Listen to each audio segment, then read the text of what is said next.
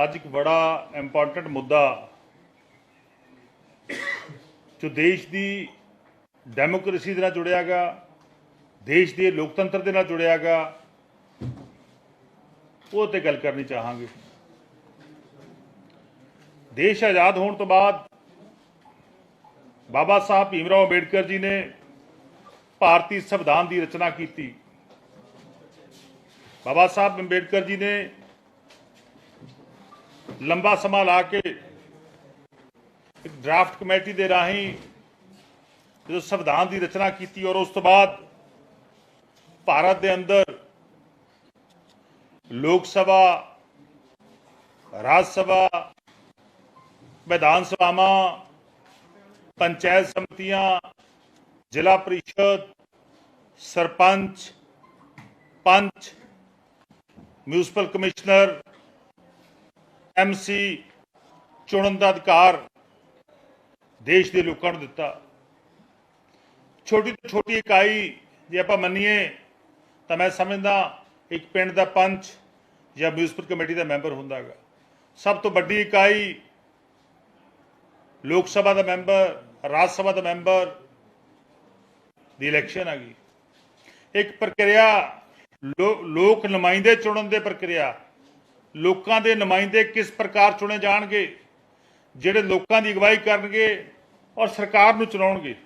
उहदे संविधान के अंदर वख-वख अनुच्छेद के राही, वख-वख आर्टिकल के राही उन्हां दा वर्णन किया गया कि एक संविधानिक प्रक्रिया किस तरह पूरी होगी, किस तरह एक सैटअप बनाया जाऊगा और उस प्रोसैस को पूरा करने के लिए एक चोण कमिशन होगा।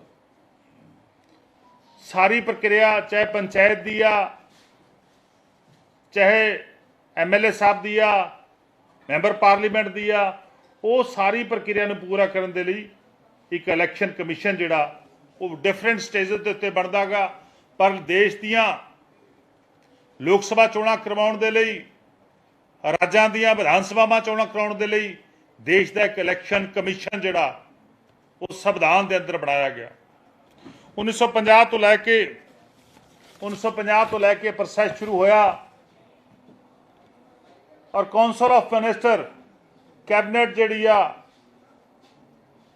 गवर्नमेंट ऑफ इंडिया की कैबिनेट वो एक नां रिकमेंड करके भेज दिया और देश के राष्ट्रपति साहब, देश के प्रेजिडेंट साहब उसके उत्ते मोहर ला के व्यक्ति की चोण जिहड़ी आ बतौर चीफ इलैक्शन कमिशन करते हैं। अपॉइंटमेंट होंदी आ और उन्होंने लाउण दा प्रक्रिया जेकर वो सिलेक्ट किया व्यक्ति उस इंस्टीट्यूशन के अंदर, उस संस्था के अंदर किसी भी प्रकार की धांधली गड़बड़ बहुत सारे प्रावधान ने करदा गा तो लाउण की प्रक्रिया जिहड़ी आ वो बहुत ही औखी आ। 2/3 मेजोरिटी इन लोक सभा, 2/3 मेजोरिटी इन राज्य सभा, उस प्रक्रिया के राही उस व्यक्ति को हटाया जा सकता है। और पिछे जे बहुत सारिया रिट पटीशन, बहुत सारिया पटीशन जड़ियां सीगियां वो मानयोग साडी सर्वोच्च अदालत, ऑनरेबल सुप्रीम कोर्ट के अंदर डिफरेंट पीपल्स ने दाखिल कीतियां, इंस्टीट्यूशन ने दाखिल कीतियां और उस तो बाद साडी सर्वोच्च अदालत, साडी मानयोग अदालत ने यह हुक्म दिता, संवैधानिक पीठ ने, संवैधानिक बेंच ने यह फैसला फरमाया, मेजोरिटी व्यू के नाल यह डिसीजन होया कि चीफ इलैक्शन कमिशन नूं चुनने के लिए 3 व्यक्ति जिहड़े ने कि उस कमेटी के अंदर होणगे। कौन होणगे? देश के प्रधानमंत्री साहब, लीडर ऑफ द आपोजिशन, क्योंकि लोक सभा के अंदर एक पासे प्रधानमंत्री साहब देश की अगवाई करते हैं और दूजे पासे आपोजिशन होंदी है। प्रधानमंत्री साहब लीडर ऑफ द आपोजिशन, तीसरा देश के सर्वोच्च अदालत के चीफ जस्टिस नूं उस कमेटी का हैड होने लई जिहड़ियां निर्धारित जिहड़ी ऑर्डर जारी किए गए ताकि ट्रांसपेरेंसी पारदर्शिता रहे, ताकि पावर का मिसयूज ना हो सके, ताकि सत्ता का दुरुपयोग ना हो सके, ताकि कोई गलत व्यक्ति उस अहुदे ते तैनात ना हो जाए, क्योंकि लाहौण की प्रक्रिया बड़ी औखी है। ये जिहड़ियां हदायतां सीगियां साडी सर्वोच्च अदालत, साडी अपैक्स कोर्ट, साडी मानयोग सुप्रीम कोर्ट वालों जारी कीतियां गईयां।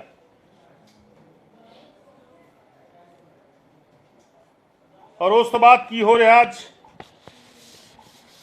अज देश का लोकतंत्र, अज देश की डेमोक्रेसी नूं सब तो बड़ा खतरा कितों बनेगा? बीजेपी तो बनेगा, भारतीय जनता पार्टी की सरकार तो बनेगा। अज एक एक करके, अज सिंगल चूज करके साडियां संस्थावां नूं, साडियां इंस्टीट्यूशन का सियासीकरण किया जा रहा है। उन्हां दे उत्ते व्यक्ति विशेष, एक विचारधारा नाल संबंधित व्यक्ति, क्या व्यक्ति इत्थे बैठूगा, उहदी सिलेक्शन करने के लिए साडी मानयोग सुप्रीम कोर्ट के ऑर्डर की धज्जियां उड़ाईयां जा सकदियां ने, जा रही नेगियां। साडी मानयोग सुप्रीम कोर्ट का निरादर किया जा रहा है। साडी सर्वोच्च अदालत के फैसलों नूं रद्द किया जा रहा है, क्योंकि देश मैं समझदा तानाशाही वाल वध रहा है। देश की हुकूमत जमात, देश के राज करदा पार्टी आज देश के लोकतंत्र के लिए सब तो बड़ा खतरा बनी है। आज देश का लोकतंत्र खतरे दे विच आ, क्योंकि भाजपा भारतीय जनता पार्टी लगातार बहुत सारे फैसले जिहड़ी साडी मानयोग सर्वोच्च अदालत मेजोरिटी व्यू दे नाल करदी आ, उन्हां सारे फैसलों नूं एक एक करके लगातार पलटा रहे ने। इतों सिद्ध होंदा गा कि साडे प्रधानमंत्री साहब और बीजेपी देश की सर्वोच्च अदालत का अपमान करने तुली आ। पहला सारिਆਂ ਨੂੰ पता गा कि दिल्ली दियां सर्विस नूं लैके, प्रशासक अधिकारियों दियां ट्रांसफर नूं लैके, नियुक्तियां नूं लैके जो एक फैसला मेजोरिटी व्यू ने साडी सुप्रीम कोर्ट के सर्वोच्च अदालत के संविधानक पीठ ने कीता सीगा, उन्होंने किस तरह देश की पार्लीमेंट के अंदर पलटाया गया, किस तरह मानयोग सुप्रीम कोर्ट का अपमान किया गया।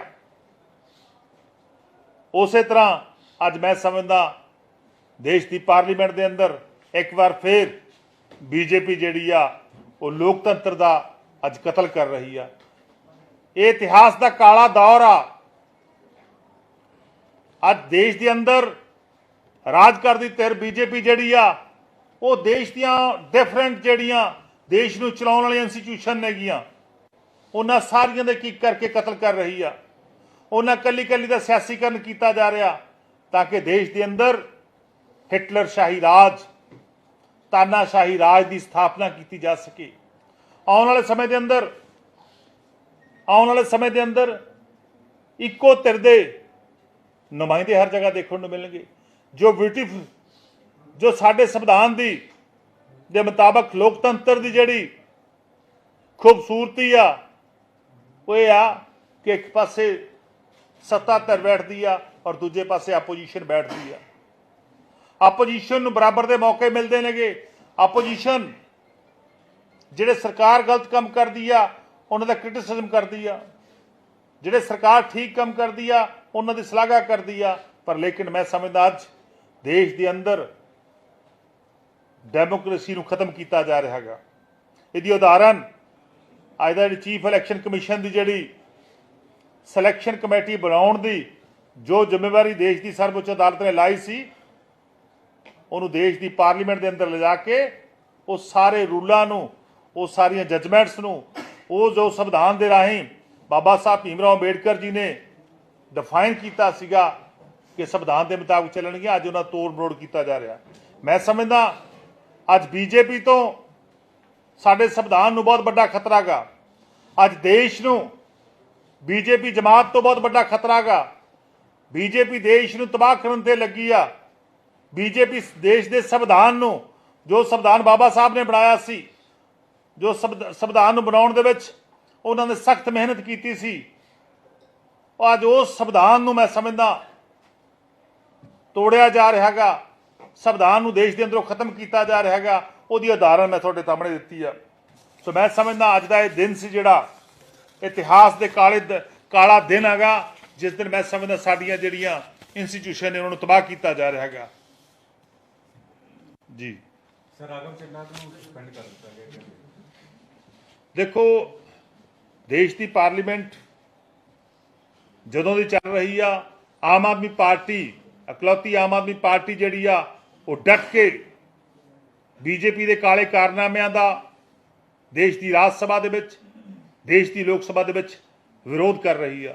ਸਭ ਤੋਂ ਪਹਿਲਾਂ ਸਾਡੇ ਸੀਨੀਅਰ ਮੈਂਬਰ ਸੰਜੇ ਸਿੰਘ ਜੀ ਨੂੰ ਸਸਪੈਂਡ ਕੀਤਾ ਗਿਆ ਔਰ ਉਸ ਤੋਂ ਬਾਅਦ ਸਾਡੇ ਇਕਲੌਤੇ ਸਾਂਸਦ ਪਾਰਲੀਮੈਂਟ ਮੈਂਬਰ ਜਲੰਧਰ ਤੋਂ ਸ਼ਸ਼ੀਰ ਰਿੰਕੂ ਜੀ ਨੂੰ ਸਸਪੈਂਡ ਕੀਤਾ ਗਿਆ। ਅੱਜ ਰਾਘਵ ਚੱਡਾ ਜੀ ਨੂੰ ਸਸਪੈਂਡ ਕੀਤਾ ਗਿਆ। ਇਸ ਗੱਲ ਦੀ ਉਦਾਹਰਨ ਆ ਕਿ ਬੀਜੇਪੀ ਜਿਹੜੀ ਆ ਉਹ ਆਪਣਾ ਕ੍ਰਿਟਿਸਿਜ਼ਮ ਨਹੀਂ ਸਹਿ ਸਕਦੀ। ਬੀਜੇਪੀ ਆਪੋਜੀਸ਼ਨ ਦਾ ਮੂੰਹ ਬੰਦ ਕਰਨਾ ਚਾਹੁੰਦੀ ਆ। ਬੀਜੇਪੀ ਆਪੋਜੀਸ਼ਨ ਨੂੰ ਡਰਾ ਧਮਕਾ ਕੇ ਉਹਦੇ ਹੱਕਾਂ ਤੋਂ ਵਾਂਝੇ ਕਰਨਾ ਚਾਹੁੰਦੀ ਆ। ਜੋ ਲੋਕਤੰਤਰ ਦੇ ਅਧੀਨ ਜੋ ਅਧਿਕਾਰ ਇੱਕ ਚੁਣੇ ਹੋਏ ਮੈਂਬਰ ਨੂੰ ਮਿਲੇ ਹੁੰਦੇ ਨੇਗੇ, ਇੱਕ ਚੁਣੇ ਹੋਏ ਮੈਂਬਰ ਪਾਰਲੀਮੈਂਟ ਨੂੰ, ਚਾਹੇ ਲੋਕ ਸਭਾ ਦਾ ਚਾਹੇ ਰਾਜ ਸਭਾ ਦਾ, ਉਹਨਾਂ ਅਧਿਕਾਰਾਂ ਤੋਂ ਵੰਚਿਤ ਕਰਨਾ ਚਾਹੁੰਦੀ ਹੈਗੀ। ਤਾਂ ਹੀ ਇਹ ਮੈਂ ਸਮਝਦਾ ਇਸ ਤਰ੍ਹਾਂ ਦੇ ਫੈਸਲੇ ਆ रहे हैं। आरोप भी है सिग्नेचर का कि 5 सांसदों के सिग्नेचर जो बीजेपी ने आरोप लगाए हैं, उस पर क्या प्रतिक्रिया? देखिए, अभी तो मामला जो है वो कमेटी के विचाराधीन है। जब कमेटी की रिपोर्ट आएगी तो उसके बाद देख लेंगे। पर लेकिन जैसे हमारे माननीय मेंबर पार्लियामेंट राघव चड्ढा जी ने बताया कि कहीं पे उनके कोई दस्तखत नहीं है। ये तो वहां परंपरा है कि जब पार्लियामेंट चलती है, जब भी कोई सिलेक्शन कमेटी में जाना होता है, कोई मता, कोई भी मेंबर को बता सकता है कि आप इसको ले लो, उसको ले लो, उसको ले लो। इसमें कौन सी आपत्ति है? नहीं सिलेक्ट कमेटी को भेजना था। पर लेकिन इसका मतलब यह है कि बीजेपी जो है वो राघव चड्ढा को देख के घबराती है, वो आम आदमी पार्टी को देख के घबराती है, वो संजय सिंह जी को देख के घबराती है, वो सुशील रिंकू जी को देख के डरती है।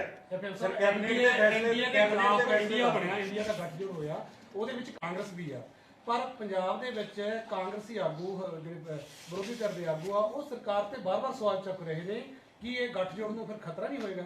क्योंकि ਅੱਜ देखो, मैं समझदा बीजेपी ਦੀਆਂ ਇਹਨਾਂ ਤਾਨਾਸ਼ਾਹੀ ਨੀਤੀਆਂ ਦੇ ਖਿਲਾਫ बीजेपी जो ਅੱਜ ਦੇਸ਼ ਦੇ ਅੰਦਰ ਕਰ ਰਹੀ ਆ ਔਰ ਆਉਣ ਵਾਲੇ ਸਮੇਂ 'ਚ ਕਰਨ ਜਾ ਰਹੀ ਆ ਜਾਂ ਪਿਛਲੇ ਸਮੇਂ ਦੌਰਾਨ ਕੀਤਾਗਾ, ਉਹ ਤਾਂ ਸਾਰੀਆਂ ਜਿਹੜੀਆਂ ਆਪੋਜੀਸ਼ਨ ਧਿਰਾਂ ਨੇ ਉਹਨਾਂ ਨੂੰ ਦੇਖਣਾ ਚਾਹੀਦਾ, ਆਪਣੀ ਯੂਨਿਟੀ ਕਾਇਮ ਰੱਖਣੀ ਚਾਹੀਦੀ ਆ। ਔਰ ਬੀਜੇਪੀ ਨੂੰ ਸੱਤਾ ਤੋਂ ਬਾਹਰ ਕਰਨ ਦੇ ਲਈ ਸਾਰਿਆਂ ਨੂੰ ਆਪਣੇ ਛੋਟੇ-ਛੋਟੇ ਮਤਭੇਦ ਭੁਲਾ ਕੇ ਇਕੱਠੇ ਹੋਣਾ ਚਾਹੀਦਾ। ਪ੍ਰਤਾਪ ਸਿੰਘ ਬਾਜਵਾ ਤੁਹਾਡਾ ਚਿੱਠੀ ਲਿਖ ਰਿਹਾ ਹੈ। ਪ੍ਰਤਾਪ ਸਿੰਘ ਬਾਜਵਾ ਅੱਜ ਗਵਰਨਰ ਨੂੰ ਚਿੱਠੀ ਲਿਖੀ ਆ ਪ੍ਰਤਾਪ ਸਿੰਘ ਬਾਜਵਾ ਨੇ ਵੀ ਇਹ ਮੰਤਰੀ ਹਟਾਏ ਜਾਣ। ਕੀ ਉਹ ਸਿੱਧੇ ਸੀਐਮ ਸਾਹਿਬ ਨੂੰ ਨਹੀਂ ਮਿਲ ਸਕਦੇ, ਉਹਨਾਂ ਨੂੰ ਚਿੱਠੀ ਨਹੀਂ ਲਿਖ ਸਕਦੇ? ਉਹਦੇ ਬਾਰੇ ਕੀ ਕਹੋ? ਦੇਖੋ, ਜਿੰਨੀਆਂ ਮਰਜ਼ੀ ਚਿੱਠੀਆਂ ਲਿਖ ਲੈਣ, ਉਹਨਾਂ ਦਾ ਆਪਸੀ ਚਿੱਠੀਆਂ ਲਿਖਣ ਦਾ ਜਿਹੜਾ ਆਦਾਨ ਪ੍ਰਦਾਨ ਕਾਫੀ ਲੰਬੇ ਅਰਸੇ ਤੋਂ ਗਵਰਨਰ ਸਾਹਿਬ ਦਾ ਤੇ ਲੀਡਰ ਆਫ ਆਪੋਜੀਸ਼ਨ ਦਾ ਹੁੰਦਾ ਰਹਿੰਦਾ ਗਾ। ਮੈਂ ਤਾਂ ਕੋਈ ਟਿੱਪਣੀ ਨਹੀਂ ਕਰੂੰਗਾ। ਪਰ ਮੈਂ ਫਿਰ ਕਹਿਣਾਗਾ ਕਿ ਸਾਨੂੰ ਛੋਟੇ ਸਾਡੇ ਮਤਭੇਦ ਭੁਲਾ ਕੇ ਦੇਸ਼ ਨੂੰ ਬਚਾਉਣ ਦੇ ਲਈ, ਸੰਵਿਧਾਨ ਨੂੰ ਬਚਾਉਣ ਦੇ ਲਈ एकजुट होना पड़ेगा।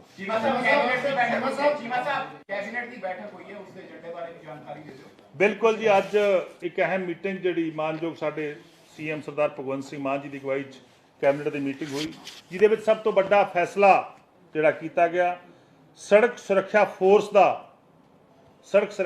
का गठन किया गया और जिस दे अंदर 30 किलोमीटर के दायरे दे विच 30 किलोमीटर के दायरे के अंदर एक जिहड़ा एक ਜਿਹੜੀ ਬੈਨ ਮਿਲੂਗੀ, ਇੱਕ ਅਤੀ ਆਧੁਨਿਕ ਜਿਹੜਾ ਕੈਮਰਿਆਂ ਦੇ ਨਾਲ, ਅਤੀ ਆਧੁਨਿਕ ਟੈਕਨੋਲੋਜੀ ਦੇ ਨਾਲ ਲੈਸ ਇੱਕ ਵਹੀਕਲ ਹੋਊਗਾ ਜਿਹੜਾ ਲਗਾਤਾਰ ਉਸ ਇਲਾਕੇ ਦੇ ਅੰਦਰ ਉਸ ਹਾਈਵੇ ਦੇ ਉੱਤੇ ਪੈਟਰੋਲਿੰਗ ਕਰੂਗਾ ਔਰ ਜਿਹੜੀ ਵੀ ਅਣਸੁਖਾਵੀ ਘਟਨਾ ਵਾਪਰੂਗੀ, ਜਿਹੜਾ ਵੀ ਕੋਈ ਐਕਸੀਡੈਂਟ ਹੁੰਦਾ ਗਾ, ਉਹ ਐਕਸੀਡੈਂਟ ਦੇ ਮਰੀਜ਼ਾਂ ਨੂੰ ਉਠਾਉਣ ਦੇ ਲਈ ਉਹ ਇੱਕ ਯਤਨ ਕਰੂਗੀ ਔਰ ਇਹਦੇ ਉੱਤੇ ਲਗਭਗ 30 ਕਰੋੜ ਜਿਹੜੇ ਪੈਸੇ ਨੇ ਉਹ ਆਉਣ ਦਾ ਅਨੁਮਾਨ ਆ, ਉਹ ਅਸੀਂ ਜਾਰੀ ਕਰ ਚੁੱਕੇ ਨੇ ਔਰ ਪਹਿਲੀ ਜਿਹੜੀ ਇਹਦੀ ਆ ਅਸੀਂ 1500 ਜਵਾਨ ਜਿਹੜੇ ਨੇਗੇ ਪਹਿਲੇ ਅਟੈਂਪਟ ਵਜੋਂ ਫਸਟ ਜਿਹੜਾ ਸਾਡਾ ਹੋਇਆ 1500 ਜਵਾਨਾਂ ਨੂੰ ਤਾਇਨਾਤ ਕਰਾਂਗੇ ਔਰ ਗਿਣਤੀ ਜਿਹੜੀ ਵੱਧ ਕੇ ਆ ਉਹ ਲਗਭਗ 5000 ਤੇ ਪਹੁੰਚ ਸਕਦੀ ਆ ਔਰ 144 ਜਿਹੜੀਆਂ ਪੈਟਰੋਲਿੰਗ ਵਹੀਕਲ ਹੋਣਗੇ ਜਿਹੜੇ ਲਗਾਤਾਰ ਬਿਲਕੁਲ ਇੱਕ ਹੈੱਡਕੁਆਟਰ ਬਣੂਗਾ, ਉੱਥੋਂ ਮੋਨੀਟਰਿੰਗ ਹੋਣਗੇ। ਔਰ ਮੈਂ ਸਮਝਦਾ ਪੰਜਾਬ ਜਿਹੜਾ ਪਹਿਲਾ ਪ੍ਰਦੇਸ਼ ਬਣਿਆਗਾ ਜਿੱਥੇ ਸੜਕ ਸੁਰੱਖਿਆ ਨੂੰ ਲੈ ਕੇ ਇਹ ਵੱਡੇ ਕਦਮ ਜਿਹੜੇ ਨੇਗੇ ਉਹ ਮਾਨਯੋਗ ਸੀਐਮ ਸਾਹਿਬ ਨੇ ਸਰਦਾਰ ਭਗਵੰਤ ਸਿੰਘ ਮਾਨ ਜੀ ਨੇ ਚੁੱਕੇ ਨੇਗੇ।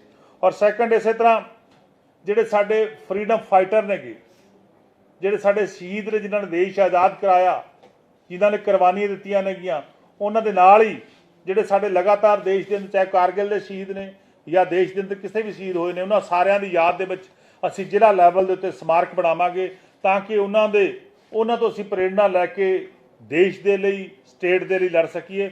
ਉਹ ਡਿਸਟ੍ਰਿਕਟ ਲੈਵਲ ਤੇ ਕੋਈ ਸਮਾਰਕ ਬਣਨਗੇ ਔਰ ਜਿਨ੍ਹਾਂ ਵਿੱਚ ਸਭ ਦਾ ਇੱਕ ਅੱਛੇ ਤਰੀਕੇ ਦੇ ਨਾਲ ਯਾਦਗਾਰ ਬਣੂਗੀ, ਜਿਹਦੇ ਵਿੱਚ ਸਾਰਾ ਰਿਕਾਰਡ ਉੱਥੇ ਸੰਭਾਲਿਆ ਜਾਊਗਾ। ਇਸੇ ਤਰ੍ਹਾਂ ਜਿਹੜੇ ਐਨ ਆਰ ਆਈ ਸਾਡੇ ਬਾਹਰਲੇ ਦੇਸ਼ਾਂ ਤੋਂ ਆਉਂਦੇ ਨੇ, ਉਹਨਾਂ ਦੀ ਸਹਾਇਤਾ ਦੇ ਲਈ ਇੱਕ ਜਿਹੜਾ ਸੈਂਟਰ ਆ ਉਹ 에ਅਰਪੋਰਟ ਦੇ ਉੱਤੇ ਖੋਲ੍ਹਿਆ ਜਾ ਰਿਹਾ ਹੈਗਾ ਤਾਂ ਕਿ ਜਦੋਂ ਕੋਈ ਕਿਸੇ ਵੀ ਕਿਸਮ ਦੀ ਖੱਜਲ ਖੁਆਰੀ ਦਾ ਸ਼ਿਕਾਰ ਜਿਹੜਾ ਉਹ ਸਾਡੇ ਦੇਸ਼ ਦੇ, ਸਾਡੇ ਸੂਬੇ ਦੇ ਲੋਕਾਂ ਨੂੰ ਨਾ ਹੋ। ਪੰਜਾਬ ਦਾ 에ਅਰਪੋਰਟ ਅਸੀਂ ਉੱਥੇ ਖੋਲਾਂਗੇ, ਬਣਾਵਾਂਗੇ ਤਾਂ ਕਿ ਸਾਡੇ ਜਿੰਨੇ ਵੀ ਨਾਗਰਿਕ ਜਿਹੜੇ ਨੇ ਫੋਰਨ 'ਚ ਗਏ ਹੋਏ ਨੇਗੇ, ਹੈ ਜੀ, ਨਹੀਂ ਇੱਕ 에ਅਰਪੋਰਟ ਤੇ, ਇੰਟਰਨੈਸ਼ਨਲ 에ਅਰਪੋਰਟ ਤੇ ਦਿੱਲੀ ਦੇ ਅਸੀਂ ਖੋਲਾਂਗੇ ਤਾਂ ਕਿ ਜਿਹੜਾ ਸੈਂਟਰ ਆ ਉਹਦੇ ਸਾਨੂੰ ਸਾਰੀਆਂ ਸਹੂਲਤਾਂ ਮਿਲ ਸਕਣ।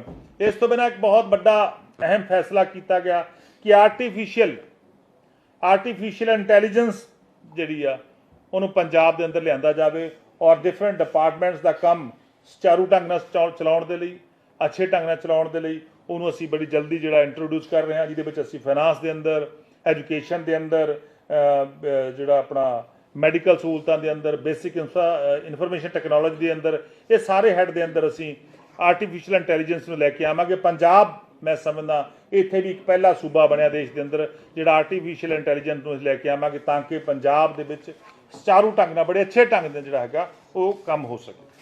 डीडीपीओ कुलदीप सिंह ने जिन्हों पे FIR हुई है, वो बेसिकली अब ये आ रहा है कि लालचंद कटारू ने कोई डीओ लेटर लिखा था उनको एडीसी अपॉइंट करवाने के लिए, जो रिटायरमेंट से पिछले दिन जो 100 एकड़ जमीन वाला जो स्कैम पठानकोट में सामने आया है।